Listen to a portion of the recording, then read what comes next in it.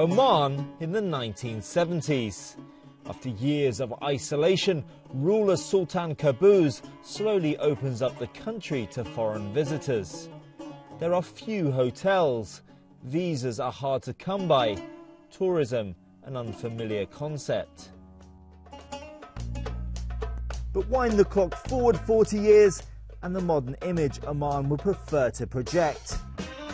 Everywhere you look, huge investment in infrastructure and leisure facilities.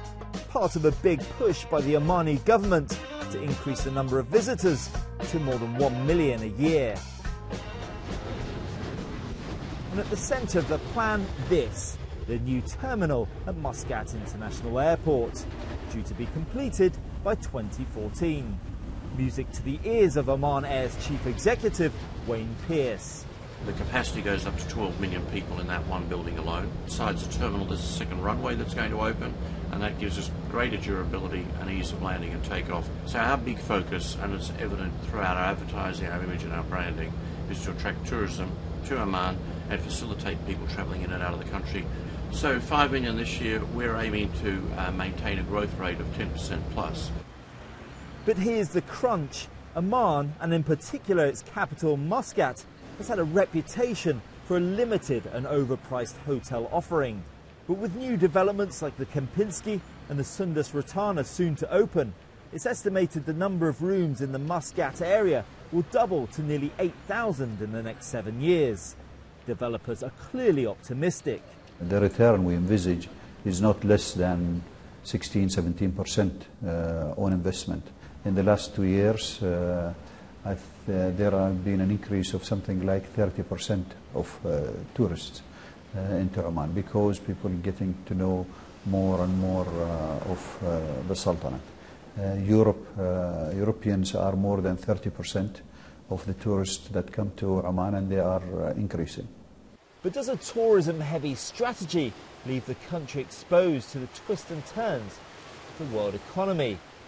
Not so, according to the manager of the high-end Chedi hotel.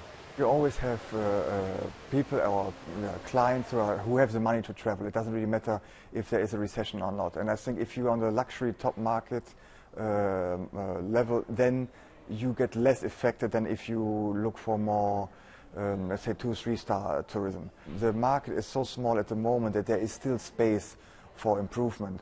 We're not going into a stage where it's going to be oversupply on hotel rooms. That will take another 10–15 years. But what about demand? Will enough holidaymakers choose Oman when neighbouring Dubai is already attracting 12 million visitors a year with a family-friendly offering? Oman has quite a special asset in terms of its delayed development behind Dubai, and certainly noting and learning from the lessons that have been learnt in the Dubai market. I think the wider geography of Oman is a real asset to the tourism opportunity, and I think there's a real attraction towards niche tourism coming into the market, which is a discerning tourist, which can also complement what is going on 4 or 5 hours away across the border in Dubai. So Oman must play to its strengths, but with an unstable security situation in neighbouring Yemen and ongoing political unrest in Egypt, realising a successful economy based on tourism may well hinge on external factors, despite the best-laid plans.